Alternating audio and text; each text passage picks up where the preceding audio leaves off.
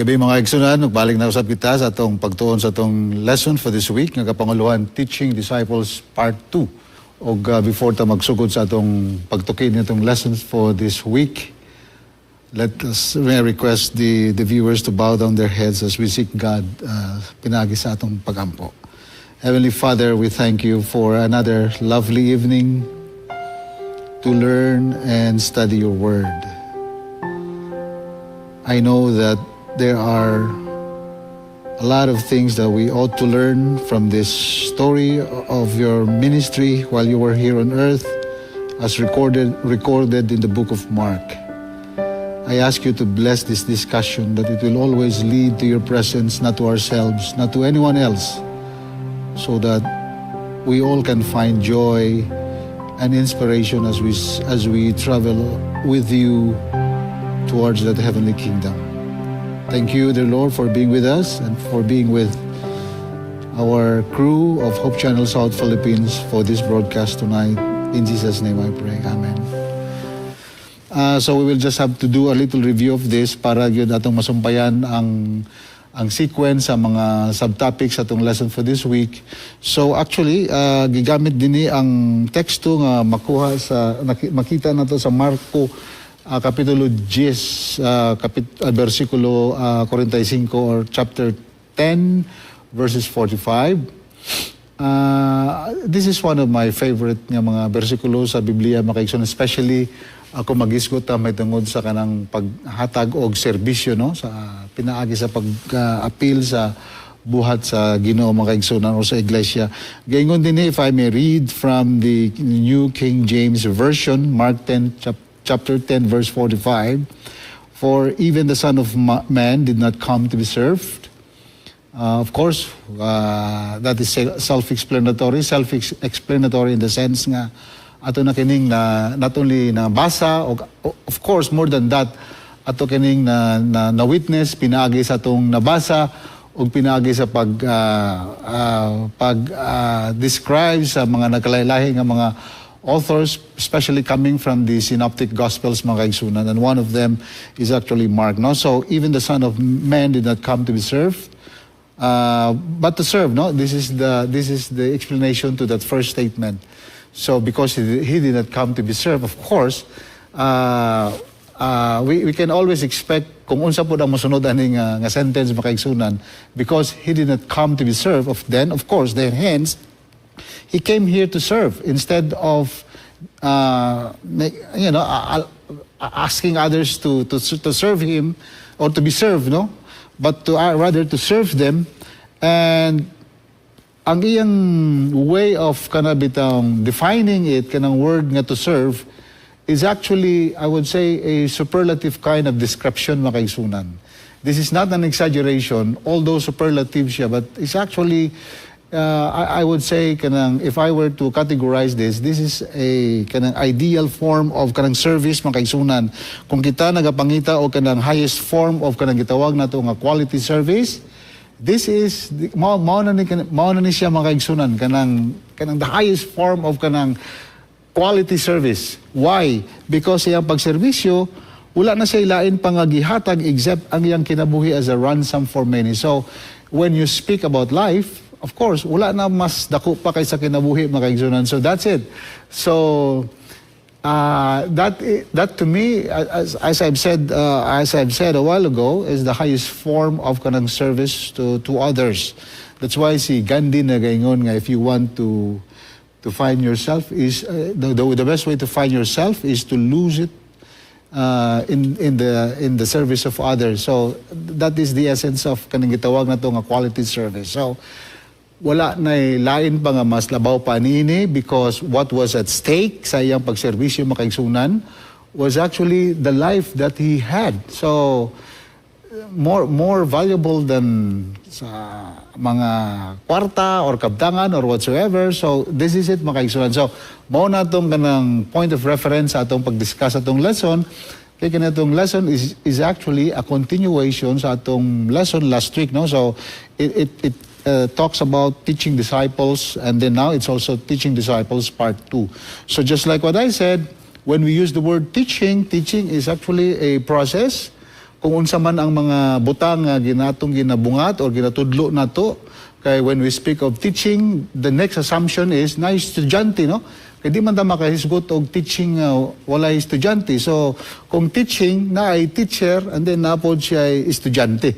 Mo ning gitawag nato again, no? Sa akong gihisgutan na last Saturday, mo ning gi-considered sa logic nga correlative term, no? Nga ang teacher dili nimo sa masabtan in the absence sa another term which is actually student. So teacher and student or teacher-student, they always go together. So the term teacher actually correlates with the term student and vice versa, makaigsunan. So that's why when we actually use the word teaching here, so what is being assumed here, adunay teacher and at the same time adunay estudyante.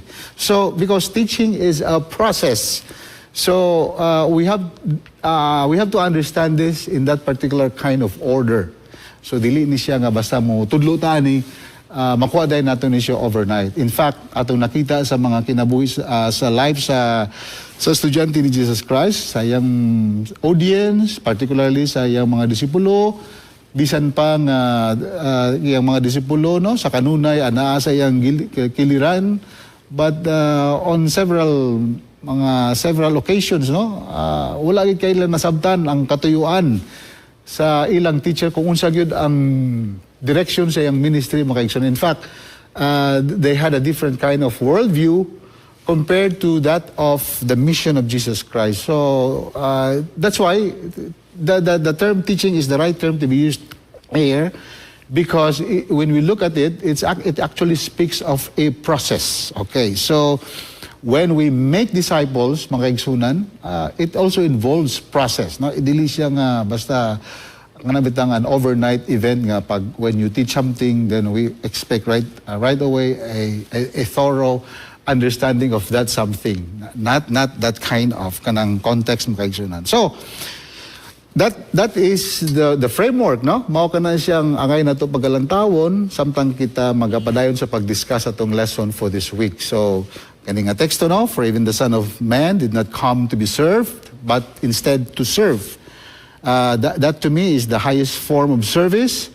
Why? Because what was at stake in that kind of service was actually his life, kanang iyang kinabuhi, makaigsunan. So, in Mark 10, kay mao man ning gilantaw sa tong author, makaigsunan, adunay mga pipila dinhi ka mga butang atong angay pagalantawon, no? Number one is, of course, almost the same thing nga gibungat sa author sa tong lesson, no? For this week and also of that last week. So let me just read, no? So adunay mga pipila dinhi ka section sa tong lesson for this week nga nagatudlo, Jesus Christ was teaching his disciples kanang pag-andam ba alang sa pagkumpleto sa iyang mission dinhi sa kalibutan while he was here. So, meaning to say, unsa man nga klase nga mission, there's only one mission nga gitutukan sa tong author in the context sa Mark chapter 10, which is actually the context of preparing his disciples kaning pag-andam sa iyang mga disipulo ngadto paingon dalan ngadto paingon sa cross, makaigsunan. Mao tong teksto nga gigamit sa last week nga lesson was really more about taking up of our cross, no, and then you follow him. But in this particular case, it's now more on the kanang on the go na kato kay murag pag-andam man to. Karon now, what is being gisgutan karon is kanang pagsugod na gyud pag lakaw makaigsunan paingon ngadto sa ilang katuyuan gyud.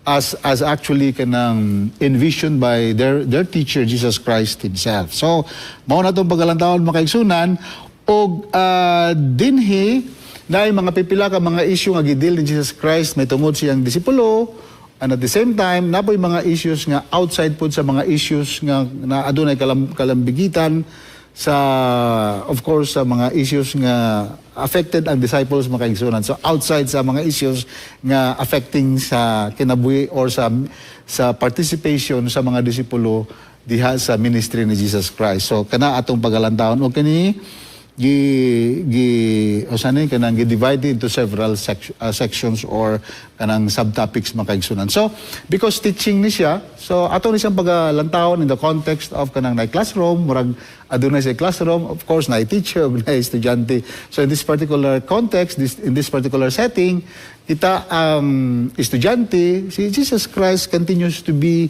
kanabitang making himself as our master teacher. So gigamit rata just to re-echo ba kung unsa gayud ang nasulat no sa kasaysayan nga sa diin nahimo siya nga kalabot makaigsunan, especially dinhi gayud sa panahon ni Mark no, when he was actually writing this particular book. Okay, so adunay mga pipila dinhi nga atong pagalantawon.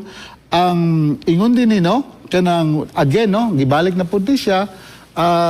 Ang punto gyud nga atong pagatuhugon is kanang what it means to follow Jesus, no? Kung sa gyud ang sana kanang means no nga makasunod ta kang Ginoong Kristo, kay what is at stake here is actually following Jesus Christ. Kay kana bitang when you communicate something to someone in the study of kanang the word makaigsunan, the biblical point of view, when God communicates to me and to you and to sa tanan nga mga katawhan nga labi na gyud sa mga tawo nga nakabati or nakadawat sa iyang pulong makaigsunan, it is always expected no of that sa ana nga tawo or sa ana nga mga kaigsunan nga nakadungog og nakadawat sa kamatuoran from God himself through his word, that this particular person or group of people that they really have to respond. So naagid siya response. Kaya kung walay response, dili wala siya kanang term na to nga utilization ba.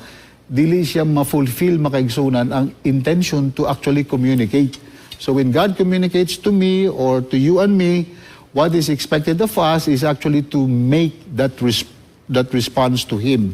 That is how communication is being perceived in the biblical parlance mga kaigsunan. So, mao ni siya karon. That's why the word follow is always kanang gibalik-balik dinhi mga kaigsunan, no?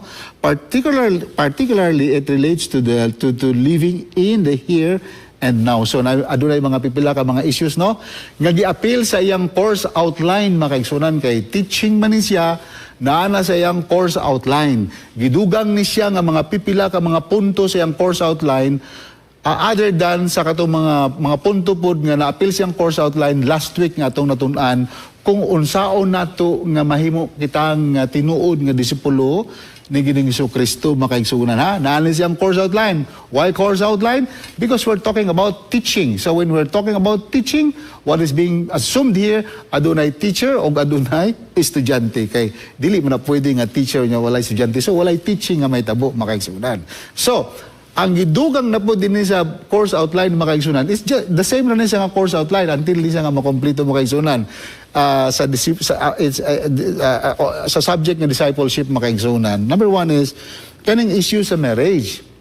Makita nato ni siya sa next natong pagatunan sa next subtopic, and then sa kaning issue sa mga how to handle sa mga kabataan, no? Children, family.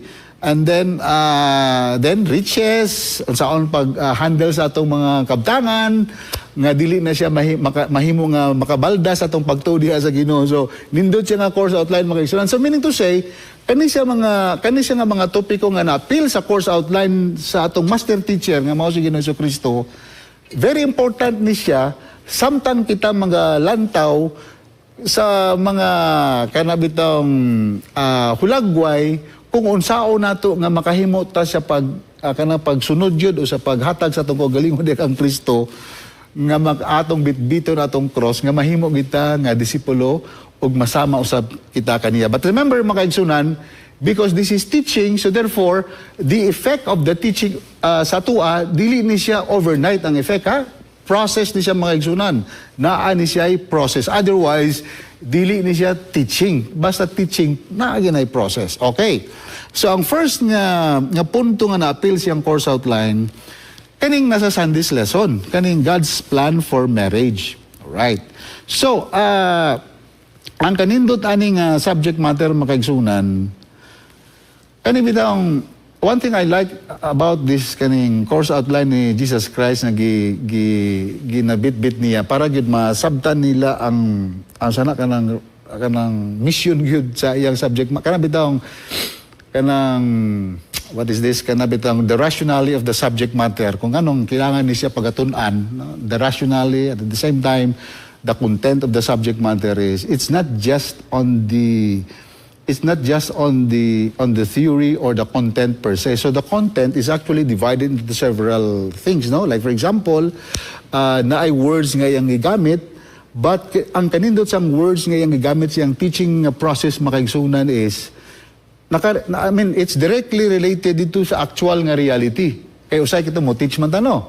Kaya usay atong ginabungat makaigsunan wala man tay touch sa reality. Ato lang siya nibalan because ato lang siyang gi-accommodate, no?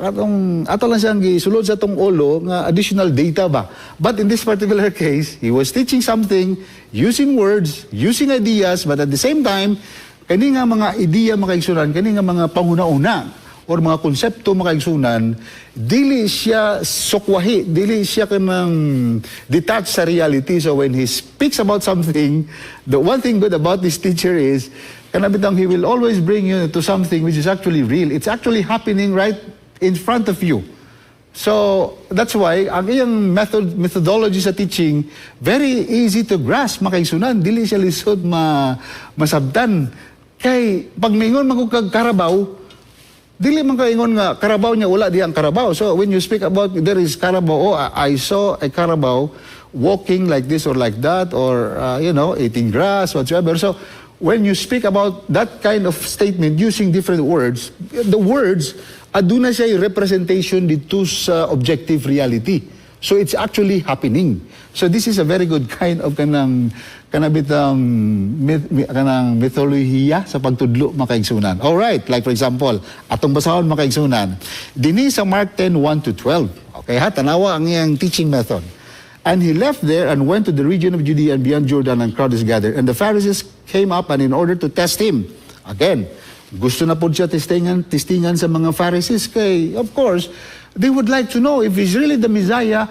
They would like to qualify him kung kanayang gisulti tinod yun nga anak sa Diyos or he's really the Messiah and the Lord of Lords. Because if he's the Lord of Lords, of course, he must know the answer to the questions that kanang ilang i-throw sa iya makaigsunan. Mao po ang challenge, when you become a teacher, dili kita pwedeng, dili po ka i-challenge sa mga estudyante, di ginato na malikayan, ginay time nga usay itong mga estudyante would like to challenge us kung nakatuon ba dyan sa itong lesson, kaya ako na mo po kong teacher makaigsunan, kanito mga estudyante, makabalo po na sila nga wala ta nagtuon sa itong lesson, especially kung magsige tagpa-report sa itong estudyante, diba, sa itong klase usay, kapuyan ng tamtudlo, so ginay mo na, sige, report na lang, report, pero usay, we just want to make it appear nga as if na we still know the subject matter, pero actually sometimes kanang reporting usay gawas na siya makaigsunan nga wa kita tuon sa tong lesson. But in the case of Jesus Christ, he was all prepared. He is the best example of kanabitang a quality kind of teacher because in all issues lagi throw siya makaigsunan, lagi siya pamaagi kung unsaon niya pag-answer ang mga pangutana without necessarily inviting people to have a debate with him.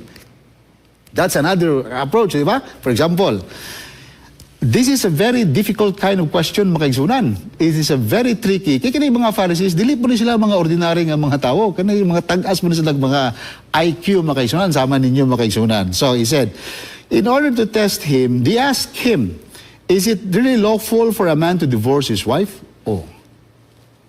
Is it really legal, Or kung ato ni siyang ibutang sa atong moderno nga panultion makaigsunan, legal ba sa usa ka tawo nga iyang i-divorsuhon or i-divorce niya ang iyang asawa? So, knowing the context of the time, so when this question was thrown to Jesus Christ, if we were to relate, kung atong i-relate atong kagalingon dinhi sa particular situation, make sure nga kani atong pangunahuna dito nato ibutang gid sa konteksto sa panahon ni Jesus Christ, ha? Kung unsa gid ang nakitabo during the time of Jesus Christ, unsa mga balaod nga naga-govern sa divorce, kung aduna man, unsa pod ang prinsipyo sa Ginoo regarding divorce. So these are the things that we really need to know about. So okay, but I really like this this kind of discussion or exchange of ideas or arguments, mga kaigsunan. Jesus Christ answered, he answered them, "What did Moses command you?" Imagine that one. So, when Jesus said, "What did Moses command you?" ang ipakita ni Jesus Christ is, nakabalo siya. He knows how to answer that question.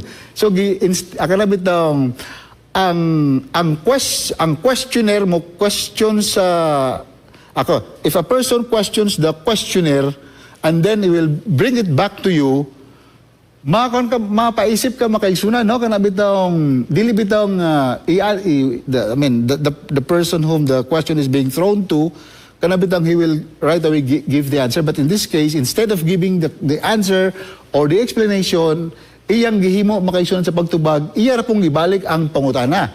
Pero kung if you notice, kaniyang question makaisunan, it really speaks of himself as the person who really knows the law, makaisunan. That is why that qualifies him to become or to be called as a teacher, no? A teacher makaisunan. So, this said, Moses allow the man to write a certificate of divorce and to send her away. Correct. Because this is part of the Mosaic law, makaigsuunan. And when you look at this one, this divorce, the question, let me just read the lesson para we will be guided accordingly, no? The Pharisees asked Jesus if it is lawful for a man to divorce his wife. They were trying to test Jesus Christ. If you know ang motive magod nila makaigsunan is, kanibitang to get Jesus in trouble ba with Herod Antipas makaigsunan. That actually was it's not about kanang, I want to learn something from you, master. I want to learn something from you, teacher. No, it's actually trying to corner him by bringing another issue to the front, which is actually the issue of kanang Herod Antipas. Kanang nahimo na siya nga, during this time he was the ruler of the region to the east of Jordan, and where Jesus was there present when that question was actually raised. At the time na kanang ngabutan na gi-raise na siya, diha gid mismo si Jesus Christ kanang lugar, diha gid si Herod Antipas nga nagrule makaigsunan. Kani man gud si Antipas makaigsunan, iyang gi-divorce iyang wife. And then iyang gipangasawa ang wife sa iyang higsuon nga mao si Herodias. So of course, as we all know, because of this, when John the Baptist came to him and to try to rebuke him, nasuko sa kay John the Baptist, ug iyang gipugutan si John the Baptist sa iyang, of course, no, you know what happened. Very gruesome mga nitabo kay John the Baptist. So that's really precisely the intent of the question. But when you look at this one, ang nalay duwa ka grounds na ako na siyang research makaigsunan, no? Akana bitang law nga ilang gigamit sa mga Hebrewanon, nalay duwa ka schools of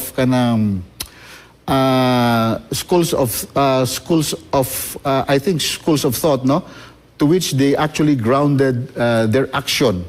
Nagitawag nila the School of Shammai, which is quite restrictive, and the School of kanang Hillel, or gitawag ni siya nga Bet Hillel makaigsunan. So kanido siya nga mga schools makaigsunan that govern matrimonial law makaigsunan. During it started actually since the first century pa sa BC. It actually went nagpadayon siya hantod sa 2nd century BC makaigsunan. So from 1st century BC all the way to 2nd century BC. So this particular kind of kanang law gigamit ni siya using this particular schools makaigsunan. So sa case sa mga Hudiyo, ang ilang gigamit din is actually kanang Bet Hillel, which is quite lenient makaigsunan. So kaning nangutan at anong gialaw mo ning divorce. But because if you look into the context, kung basahan po nimo din sa nasulat na po din no, gisulat sa tong lesson, you can follow this up no sa Deuteronomy 24:1-4. Sa una man gud makaigsunan kaning mga kababaihan, ang ilang status mangod sa mga babae kanadto dili sama sa status sa mga kababaihan sa karon nga panahon na. So kung mawadaan sila og bana makaigsunan, it's like actually an experience of death. Considering their status nga murag dili pa sila na-recognize, especially sa Old Testament times mga kaigsunan. So kung mamatay lang bana or ma-divorce sila for other reasons, murag maglisod gud sila sa ilang pag-survive makaigsunan. It's like life and death sa ilang kinabuhi. That's why kanang kung adunay tao nga makigminyo nila being divorcee, no? So mahimo na siya nga panalangin makaigsunan. Mo na siya ba? Kay dili lagi sayon sa usa ka babae nga mamatyan og bana kaniadto. Kay aduna pa kay considering nga ilang status dili kasama sa status sa kalalakihan kaniadto, so it was really kanang difficult kay nga situation sa ilang panginabuhi makaigsunan. So the one thing good about this is if you look into this particular kind of story, instead of debating the case of the law, if you notice this makaigsunan, murag akong personal nga analysis ani, kung imong pagkalantawon ng Deuteronomy 24, no? Imong itandi sa Genesis 1:27 and then you go to Genesis 2:24, okay, katabi taon kung maminyo ang lalaking babae, they have to leave the kanailang parents, and then that because the intention is for them to become one flesh, no? Genesis 2:24.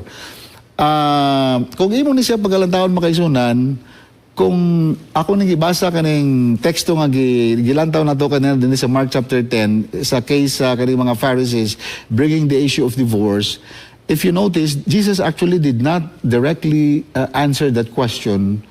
At the same time, ang iyang way of kanang dealing with the issue is, instead of really explaining the law regarding allowing divorce as stated in Deuteronomy 24:1-4 and Deuteronomy 24 makaigsunan, instead iyang gibalik makaigsunan ngadto gid sa original plan. Dito sa original plan ba? So meaning to say, kung imong pagkalantawon ang sequence sa presentation sa argument ni Jesus Christ, he was not actually in favor of divorce. This is not an expert opinion makaigsunan na. Mora na akong panglantaw while giving my simple analysis on what really transpired there. Dinhi sa Mark 10 in relation to Deuteronomy 24 makaigsunan nga diha di mo makita ang mga requirements kung unsaon sa usa ka katao, you know, when a person would file for a divorce nga gusto niya nga i-divorce iyang spouse, adunay mga regulations kung unsay angay pagahimuon makaigsunan, but Jesus Christ did not actually kanang wala niya kayto siya gidignify kayo ba makaigsunan, but instead of putting too much discussion on the law of Moses, speaking ganang gahisgot may tungod sa divorce, he instead gibalik niya ang ilang pangunahuna ngadto sa original plan sa marriage makaigsunan. So that's the thing. So meaning to say, the assumption is, akong kitanaw ang statement sa General Conference regarding sa issues sa divorce makaigsunan, akong gi-analyze ba, you can mag-google man ninyo ni makaigsunan. Actually, sulusama po siya sa makaigsunan. Lagi siya the way we craft the statement of the church regarding kung unsa gid ang stand nato sa divorce, makita nato in fact ako ni sang gisulat, but we don't have time to go over into this. But ang gipagawas kita sa atong church is kana bitang, while we understand no nga adunay mga sitwasyon sa kaminyuon nga beyond repair, no, irreparable, mawitan na nga adunay bill nga gipasa ron makaigsunan kanang ating House Bill number 9349, mo ni siya ang Absolute Divorce Act makaigsunan. One of the grounds there is kanang gitawag nila nga irreconcilable, no, kanang bitong irreparable nga relationship. That's one of the grounds for the absolute divorce to take effect makaigsunan. But in the same way, sa presentation sa statement sa atong church is, wala ginato na siya gin-encourage. As much as possible is, kung pwede, ato gini-preserve ang kaminyuon makaigsunan. That is the intention sa statement sa atong church, which is actually, ako nakita, which is consistent ngadto sa pinulungan ni Jesus Christ. Kay when Jesus Christ did not even endorse it, but actually instead of really elaborating it, he actually gidala niya ilang mga pangununa ngadto sa original plan sa marriage. That is why akong kita na ba kung anong akong gi-research sa tong statement sa church, ako nakita nga mao ni ngano ang church na kamot gyud nga kung as much as possible kung pwede, despite sa kanang gitawag nato nga very challenging relationship siguro sa kami noon, nga murag nakita nato nga beyond repair na, pero ang statement sa church is banking on the biblical statement nga ang grasya sa Ginoo makaisunan, walay imposible nga dili niya mahimo bisag beyond repair siya, o nga itong nakita nga damage kayo ang relationship, but bringing into how the grace of God continues to work in us, dako kaya pong chance makaisunan nga mamendo na siya nga relationship. That is the intention of the church. So that's why ang church po wala po kay ga-encourage na instead kung pwede kanang yung pangitaan og pamaagi nga ma-preserve ang relationship or ang kaminyoon makaisunan. Kay nganuman kay ang kaminyoon di ay from the biblical perspective is kana nagrepresent dai siya sa symbolism nga kana bitong ang church o si Jesus Christ, di ba? Husband and wife. So kung ang idea sa kaminyoon naka-bank ana nga panguna-una makaigsunan biblically speaking, so it goes to say nga it goes to kanang it follows ba nga kanang kaminyoon, it has to be perpetuated until both one of the parties die or whatever, no, until they die, no, till death do us part. That is the intention of it, because of the symbolism of marriage, which is actually described especially in Ephesians chapter 5. Christ is the kanang ang groom, and then ang church mo ang bride, so nagminyo makaisunan, so that relationship is meant to last forever. So that is the symbolism of it from the biblical perspective. So but anyway, that is actually one thing ang gitulo ni Jesus Christ, although he considers the law of Moses as kanang bitaw giallow makaigsunan because of kanang brokenness, because of the presence of sin, because so that's why nahitabo na siya nga adunay giallow siya nga ma-practice ang divorce law as actually masulat sa Mosaic law makaigsunan. Although naay mga situations diya nga quite different sa situation nato on how we approach the issue of divorce makaigsunan. But anyway, pwede ninyo na i-research further, itandi ninyo na sa statement sa church. All you have to do is i-google ninyo ang statement sa church sa Seventh-day Adventist, sa General Conference nga statement makaigsunan, na yung mga daghan nga mga biblical verses nga nagpahiwatig ana nga issue makaigsunan. Okay, so kaning the children, Jesus and the children, akong kaning issue sa children makaigsunan, nagulat ko ani, no? Nindot kayo ang atong author kay, one thing I like about our author, naging siya way of kanang looking into things in a different way ba, kanang something that would really challenge us, and then hitting the right issue. Mo na akong na-notice atong author makaigsunan. Like for example, kaning sa case, if you read Mark 10:13-16, no, we don't have the time to read that the verses as described, pero atong nakita din when while children were greatly desired in the ancient world, particularly boys in the male dominant culture, birth and childhood were not easy. Without modern medical care, the risks to mothers in giving birth to newborns, infants, and children were actually elevated. But during the time of Jesus Christ, this was not actually the case, no? So the children were actually considered as a low-class type of people, the same maupod sa mga kababaihan, mga kaigsunan. That's why when there were children who actually came to Jesus, and then the disciples tried to rebuke them, because to them murag kaning mga kabataan murag nagsamok-samok rin sila sa ilang paglantaw sa mga kabataan makaigsunan. Kay nganuman nahimo din nga practice nila kaniadto makaigsunan. Like for example, while children were desired, no, they were of low social status along the lines of slaves. In the Greco-Roman world, according to our lesson, those who were deformed or undesirable would be exposed or even tossed in a river. Boys were valued over girls, correct. In fact, doon na pa yung mga nasod karon nga ingani ilang paglantaw makaigsunan, pag doon na sila anak nga babae, murag dili kay sila malipay kay ilag yung gihandom nga lalaki gyud ang ilang maanak makaigsunan. So it actually started many years ago. So sometimes girl babies were left to die among the elements. So if you look into this context, relating to the story of Jesus, no, on telling his disciples and the people who were listening to him kung unsaon pag-treat sa mga kabataan, then we will understand it better kung unsa gyud ka importante ni atong mga kabataan makigsunan. Kay why? Because the kingdom of heaven is also kanang gitandi pud sa mga kabataan makigsunan in this particular case. That's why sa UNICEF makigsunan, ako ning gilantaw na sa United Nations Convention on the Rights of the Child, gipairal po ni siya makigsunan. Akong gitanaw ang ilang statement makigsunan consistent sa teachings ni Jesus Christ. So before ni nahimo sa United Nations kaning UNICEF makigsunan, na day ni sa Mark makigsunan, no? Nabasa na nato ni sa Mark chapter 10. Mas nauna pa ni siya sa statement na gihimo sa United Nations, particularly UNICEF, regarding sa rights sa mga kabataan, ang right to health, right to education, and right to protection. So in the time of Christ, He was speaking about these rights, no, of our children, their right to health, their right to education, and their right to protection. Why? Because the kingdom of God is actually gisulusama usab sa status sa itong mga kabataan makigsunan. Okay? So that is how we look into that. So that's part of the course outline sa being a disciple of Jesus Christ.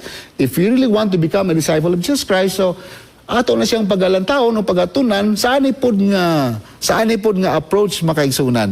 Another one is kaning best investment, Mark 10:17 to 31. Ato nakita ang makaigsunan kaning bitang Mark 10:17 to 31.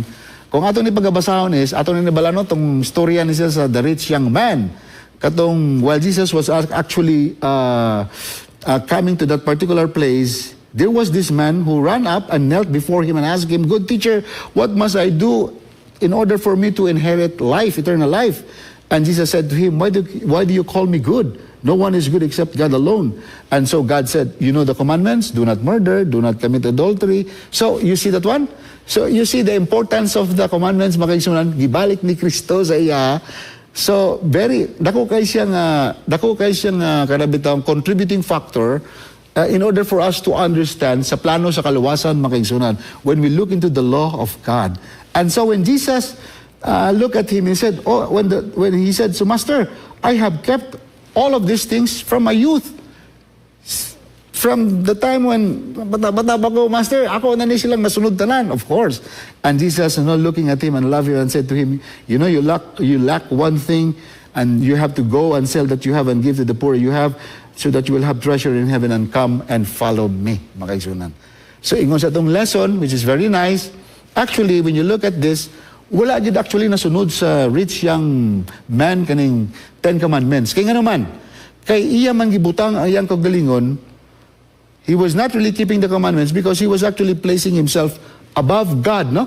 Sa iyang kinabuhi. Mas labaw pang iyang mga kabtangan kaysa Ginoo sa iyang kinabuhi. So, if that is the sense, if you look into the whole picture of the essence of the law, sama lang gihapon nga wala niya nasunod ang balaod makaigsunan. That's why I like this statement that it says here in 25, it is easier for a camel to go through the eye of a needle than for a rich man to enter into the kingdom of God. It's easier for a camel to go through the eye of the needle. This is actually a hyperbole makaigsunan, no? Kay there is a point of exaggeration. Easier for a camel to go through the eye of a needle. Kaya dili magid makasulod ang camel makaigsunan sa bangag sa needle makaigsunan. But it is being used kay sa Jericho di ay kaniadto makaigsunan. Pag musulod ang mga merchants sa Jericho before the entrance gate sa Jericho, ang ilang usually ginadala kay mga merchants man, mga camel makaigsunan, o kining mga camel adunay mga bit-bit ni siya nga mga karga makaigsunan. Pero dili makasulod ang camel sa gamay nga ali sa Jericho kung idalo niya ang camel because gamay ra ang ali makaigsunan. So ang paggahimuon sa mga merchants, ilang tanggalon ang ginadala sa camel para makasulod ang camel ngadto sa Jericho, pinaagi sa pag-agi diha sa gamay lamang nga dalan kanang small alley sa Jericho makaigsunan. Mao ra ibot pasabot ani nga text. Meaning to say, kung maadto ta sa langit, ato ginang ibilin ang atong mga kabtangan. Just like what happens to sa usa ka camel nga ginadala sa usa ka merchant paingon sulod sa Jericho makaigsunan. So iyan ang tanggalon ang karga sa camel para ang camel makasulod sa gamay nga ali. That is mo ni bot pasabot sa kaning figurative speech nga gitawag nato nga hyperbole makaigsunan. But it doesn't mean nga kung ikaw ay adunahan dili ka kasulod sa that is not the point here. Kay kani nga particular case makaigsunan didto ra pod ni gi-address sa rich young man. So daghan po rich nga mga tao sa time ni Jesus nga wala po ni siya nag-apply kay tungod lahi po nilang pagkinabuhi makaigsunan. So it doesn't actually mean di nga di po ta makahimo conclusion nga porke ikaw dato ka di na ka makasulod sa langit. But sometimes usa na siya ka mga kanabitaw mga pahinumdom nga angay po nato pagabantayan kay just like what the statement is telling us, you know, it's easier for a camel to go through the eye of a needle than for a rich man to enter the kingdom of God. But according to him, it may sound impossible, but when you go to verse 27, it says here, with man, it is impossible. Of course, it is impossible. Bisag ikaw dili makamadunahan or wala kay, or mapobre man ka makaisunan, sama na ako, mahimo gyapon ang issue makaisunan. Dili lamang na issue sa mga dato, issue po ni sa mga dili po dato o mga dili po adunahan makaisunan, sama na ako makaisunan. Pero, ingon sa 27, kaning verse 27 sa Mark chapter 10, this is now a general application sa sitwasyon makaisunan. Because naingon din when man, it is impossible, but not with God. So for all things are actually possible with God. So it may appear to be quite difficult, but because of God, all of this can be made possible, mga kaigsunan. So, that is the beautiful part of the story. So, mabita na kung mabasa ka ng storya, ayaw pag-undang, ayaw paghunong dito sa katong na dismaya tong rich young man. Kaya nga naman, adunay sumpay ang Ginoo dito nga makapadasig nato. Mo ni ang verse 27. So, kung muunda mo ga dito, murag, labi na kung adunahan ka, medyo nagid ako nga challenge. But if you go to verse 27, ay, maluag-luag ang imong pagbati, mga kaigsunan. That is the beautiful thing about the course outline nga gitudlo sa Ginoo na kanang basihan siya pagtudlo nga kung usaw nato nga mahimo gayud kita nga disipulo ni Jesus Christ. Okay? So last makaigsunan kaning sa Wednesday ato lang paspasan kani can you drink my cup makaigsunan. So this is actually an idiomatic expression. Kaning can you drink my cup nga mabasa nato sa Mark 10:32 to 45. Usa ni sa mga paborito nako nga bersikulo makaigsunan. Dili na po ni siya nga hyperbole. Kani siya kuno po ni siya kanang idiomatic expression. Meaning to say kanang cup bitaw nga kanang sa kalisod nga imong nga agian dapat kung gusto jud ka nga mosunod kang Kristo nga bilang isang iyang disipulo andam jud ka makaigsunan sa pagsulod ana nga sitwasyon. So you really have to drink my cup, not on something else, not on kanang kinabuhi nga ayahay nga mag-enjoy og power, mag-enjoy og fame, but it's actually the opposite to what we usually think of when we think of kanang being actually with Christ, and especially knowing how powerful the God that we serve. But in this particular case, bisag Ginoo siya makaigsunan, this is the fulfillment o katong ingon niya nga I came here not to be served, but to serve. So kanang but to serve, that is something that we have to drink makaigsunan because iyan nang naagian. So again, it might sound difficult for us to give our yes to the invitation. But according to the reading that we have just read a while ago, with man it is impossible, but with God all things are actually possible. So kani siya mga igsunan, no? Atong makita din basahon nato ni sa Mark 3:45. Of course, gi-highlight din si duha ka disipulo ni Jesus Christ, no? Si James and John. But according to the lesson, the author, I really like the author kay wala po kay niya totally disregard but ang kanibitaw mga hinaing ni James and John. Kaya ato ramang nakita sa mga hinaing ni James and John, mura bitag they're really after for the earthly power. Probably yes, but according to the author, but James and John do not see it. Firstly, they glibly reply that they are able because they wanted to sit at the right hand of Jesus Christ. Nang nakadungog ang ubang mga disipulo na sukupon kay everybody wants to sit there in the same position makaigsunan kay yan beta nga mga tawhanon beta nga mga pangulo na gusto kita nga sa sunod nga tuig mahimota nga ani sunod nga election mahimota nga ani. Diba? So sometimes it causes a lot of confusion sa atong mga pangulo na but it's normal makaigsunan kay bisan siya mga disipulo nahitabo gyapon na. But what is even more important is kung giunsa ni Jesus Christ pagdila ni sa iyang teaching process, kung giunsa niya paghubog niya mga disipulo nga aron ila gayon makita ang katuyuan ni Jesus Christ sa ilang kinabuhi. So ingon siya, James, although he did something, a different way of understanding it, but according to the author, James was the first of the apostles to die a martyr's death, makaigsunan. John was the longest, as the first apostle to die martyr's death. John was the longest lived of the apostles and was exiled to Patmos, makaigsunan. So, despite bitaw nga na-curtail tong ilang mga tinguha nga unta, di agad sila mulingkod sa kiliran ni Jesus Christ, sa right hand ni Jesus Christ, magsunan. But kung imong pagalantaon, unsay nitabo po silang kinabuhi, sa last part silang kinabuhi, makaigsunan, gibutangin sila sa Ginoo, makaigsunan, no? Without expecting it, that it would really happen silang kinabuhi, makaigsunan, nga may tabo na silang kinabuhi, gibutangin sila sa Ginoo, sa sakto nga pwesto, makaigsunan. That is what our lesson is telling us. It says here, no? He indicates here, Jesus indicates the place. James was the first of the apostles to die a martyr's death. John was the longest lived of the apostles of exiled to Patmos. But Jesus, I like this one, but Jesus indicates that places in glory are set by God, not set by men. Makisunan, no? We can set in places, or indicates the set in places where we can give glory to God, or people can glorify God, but it is only through the intervention of God, mga igsunan. Dili because we wanted to be glorified by people, because it is always consistent dito sa opening text nga nangingon nga, I came here not to be served, but actually to serve. So sila James and John, ilang una-una nga, very close sila kay Jesus Christ. Gusto nila nga, diagi sila sa right hand, mga vice president ba si James, or ba president si John sa iyang church organization. But they were dismayed nga wala to siya nitabo. But later on, in the years to come, nahitabo dahil makaigsunan nga, giplastar gid sila sa Ginoo, makaigsunan sa lugar nga wala nila gi-expect nga, where people actually, even us people, modern people nowadays, actually continue to glorify God because of what they did sa ministry ni Jesus Christ. So that is actually the essence of it. So you have to really drink. That is what it means by when Christ says you have to drink my cup. Muna siya, it's not actually kanang enjoying kanang fame, kanang bitang desiring power or position.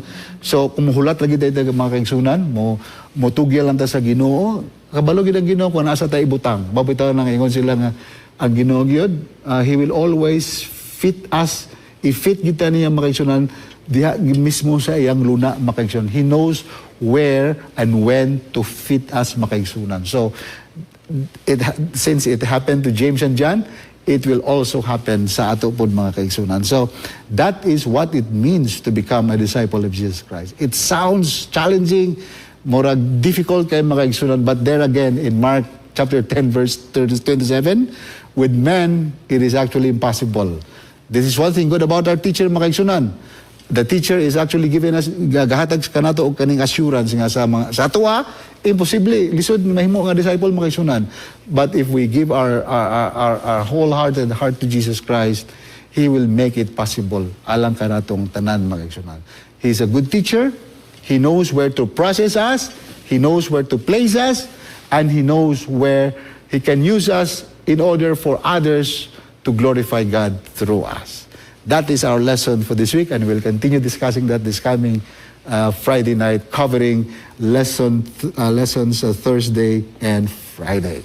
Ato ito ko atong mga ulo, mga kaisunan. Heavenly Father, daghang salamat sa inyong pakiguban, kanamo, kaning tanan, nahimo lamang kini nga posible, tungod sa imong dako nga gugma o grasya alang kanamo. Kay ikaw nagatinguha nga kaning tanan, among makaplagan o among makinabuhi, nga usahay daw kalisod sundon makaigsunan kay tawhanon adunay mga kinaiya nga daw lisod namo pagabuhian, lisod namo pagasundon og igabutang diha sa imong kamot, kay usahay ang among garbo maoy nagapaibabaw kanamo. Salamat Ginoo nga ning leksyon nga among pasidunggan ining gabiyo na amo kining gikinahanglan sa among kinabuhi. Salamat sa imong pagtudlo. Salamat nga ikaw mao ang among master teacher nga gahatag kanamo og nindot kaayo nga mga ilustrasyon o mga ehemplo o mga modelo nga angay namo pagalantawon o angay namo pagasundon. Daghang salamat Ginoo sa imong paghatag kanamo og dako kaayong gahom pinaagi sa imong balang espiritu kung kami lamang magatugyan sa among kinabuhi diha kanimo sa pagsunod sa imong mga yakap. Kaning tanan among giampo nga uban sa imong pagpanalangin sa mga viewers ug mga listeners ning programa sa ngalan ni Ginoong Jesucristo nga among gisaligan ug among gipangga. Amen.